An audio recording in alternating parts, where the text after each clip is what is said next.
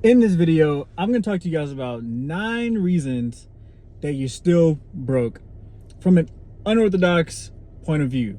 Let's go ahead and jump straight into it. Number 1, you're addicted to struggle. You subconsciously believe money must be earned the hard way. So you reject ease, automation, or scalable income out of guilt or pride. A lot of times this comes down to the harder you work, the more money you make. And you have to get rid of that mindset in order to take your life to that next level and to that next phase. Because if hard work actually equaled wealth or riches, then ditch diggers would make the most money, or construction workers, or people that had harder jobs, where, as you guys know, CEOs typically make the most money when it comes to a traditionary, 1099 W2 type role. I'm sorry, not 1099 W2 type role.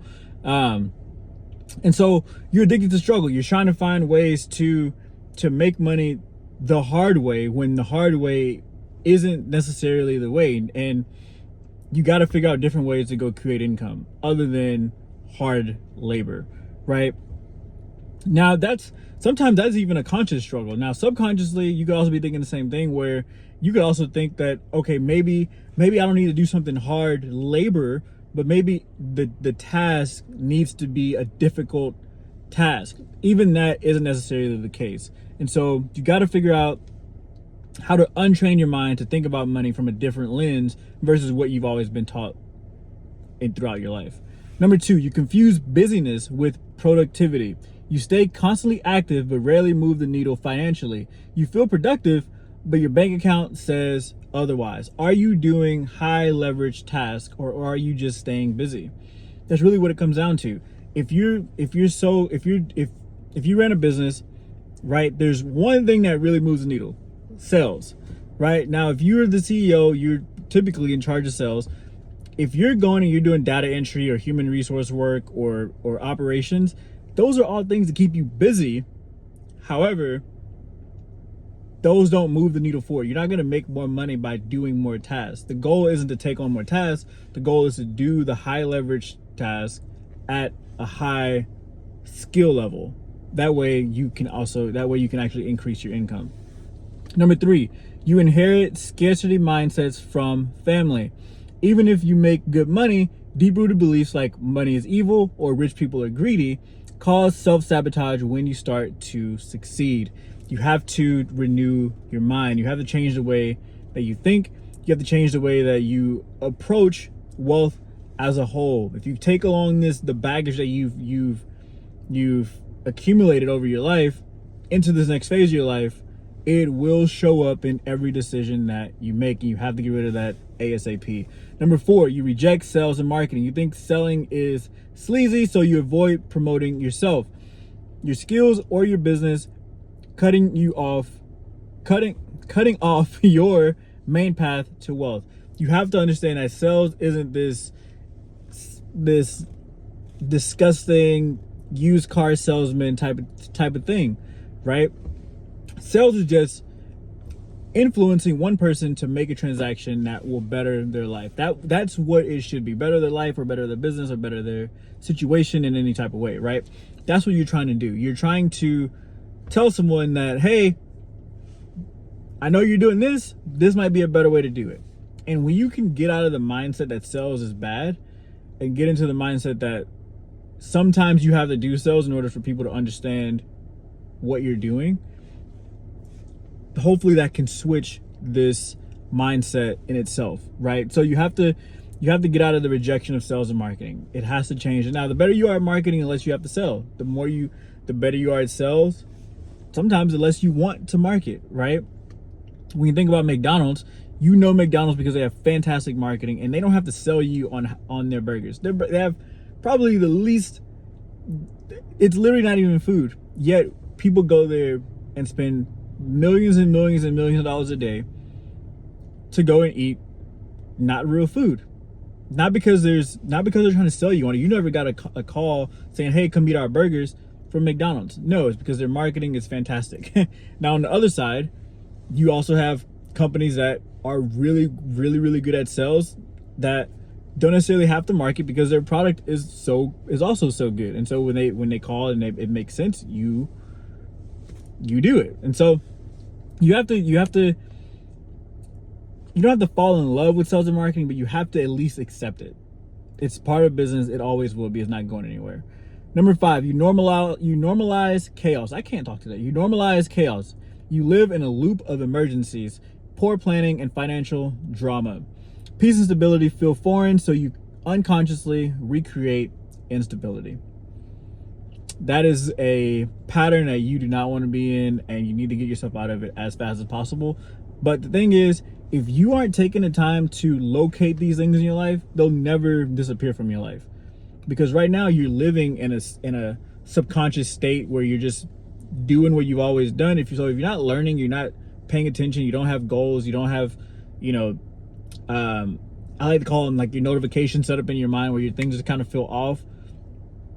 You'll never realize it. You'll never realize the chaos that you've normalized. And sometimes it takes someone else's perspective, like a video like this or another podcast or reading a book, where you're like, oh dang, I've been doing this like this for so long, I didn't know that was wrong. And so you have to learn that you're actually normalizing chaos before you can actually change it. Number 6, you want fast results, not real growth. You chase quick wins, overnight success, or viral fame. Long-term wealth is boring, strategic, and requires patience. Something many resist. 100%. If you're doing this for the praise, if you're doing this for the hurrahs, if you're doing it for the results, I suggest stopping now and do something else. 100%. Because this isn't about creating wealth, isn't about the applause, right? It's not about having a Ferrari. It's not about any of that stuff. It's creating systems in your life so that wealth just happens, and it's a lifestyle, not an event, right? Number 7, you're waiting to feel ready. You keep preparing, researching, or getting everything perfect before you take financial risk, missing your window for real action. We've all met this person. They're like, oh, I'm gonna start that business when I just, I'm trying to get all this stuff set. Oh, I'll do this when I'm just trying to get all this stuff separated and prepared, and I'm trying to think of a logo and a website and blah, blah, blah, blah. And there's always something else that comes up before actually taking action to start that thing. And 3 years go by and like, hey, did you start that thing? And they're like, I'm still trying to, and it never ends because they're afraid and trying to get ready, right? You have to get rid of that in your life, or you'll just procrastinate your life away. Number 8, you surround yourself with broke mentality. You hang out with people who normalize overspending, complaining, hating on success, or settling. So wealth never feels urgent or even possible, right? And then if you did do it, right, like we said before, you're subconsciously self-sabotaging. So you're teaching yourself that, wealth is bad, or you're hating on success, or you're settling, and you're complaining about this. It's all connected, right? You can't hang out with a bunch of people who think, you're not going to go hang out with a bunch of people who think, oh, drugs are good, and then also go hang out with people who think drugs are bad. Eventually you will pick one. And typically, because our natural inclination is to sin, we will go with the bad one because it technically most of the time feels better, right? So when it comes to stuff like even this, hanging around people with broke mentality sometimes feel better than hanging out with someone who doesn't have it, because it's all your natural fleshly desires all at once. And so if people are like, oh, you don't just spend that, let's go like get some fast food, like let's just go eat real quick. Naturally that feels better because you want the food, you're hungry right now and you want to eat. So naturally, not that that's a sin necessarily, but naturally you'll want to do the thing that broke people would choose to do, right? And so last but not least, number 9, you tie your worth to sacrifice, not results. You feel like you have to suffer to deserve money. So anything that brings in money without pain feels wrong, even if it works. And this is where a lot of people, I always hear, if it's too good to be true, it is. And that depends on your perspective and your perception, right? So if it's too good to be true, okay, well, what's true according to you? Because obviously we all kind of come from different backgrounds, different beliefs, different this, different that. where someone who's grew up with money their whole entire life think, oh, you know, I can go make money starting a business doing this and I can do it easily. That might be true for that person, but someone else who grew up with a poor mentality, they grew up with broke parents, etc., they may not see that as easy. And since perception is reality, or perspective is reality, both can technically be true. You see what I mean? And so when that happens, that's when you have to check yourself. Is, okay, well, is this true? Like, is this objectively true? Or is this just something that, you know, I've taught myself to believe, right? And feeling like you have to suffer to deserve money isn't a fact. You don't have to suffer to make money. Literally, if you just go work a normal job, you're not suffering to make money.